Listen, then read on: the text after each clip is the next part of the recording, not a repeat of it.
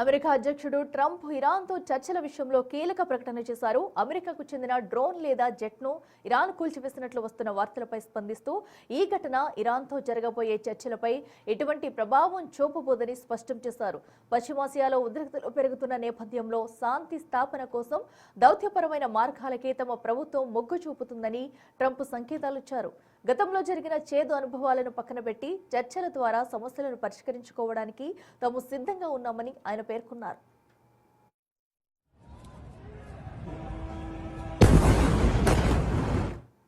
ఈ పరిణామం అంతర్జాతీయ రాజకీయాల్లో చర్చనీయాంశంగా మారింది. ఇరాన్ చర్యను తీవ్రంగా పరిగణించినప్పటికీ యుద్ధం కంటే చర్చలకే ప్రాధాన్యం ఇస్తామని ట్రంప్ ప్రకటించడం గమనార్హం. ఇరాన్ సైతం చర్చలకు సానుకూలత వ్యక్తం చేస్తే ఈ ప్రాంతంలో నెలకొన్న అనిశ్చితి తగ్గే అవకాశం ఉందని విశ్లేషకులు భావిస్తున్నారు. అమెరికా తన రక్షణ సామర్థ్యాన్ని ప్రదర్శిస్తూనే మరోవైపు దౌత్యపరమైన చొరవను కొనసాగించడం ట్రంప్ విదేశీ విధానంలో వ్యూహాత్మక మార్పుగా కనిపిస్తుంది.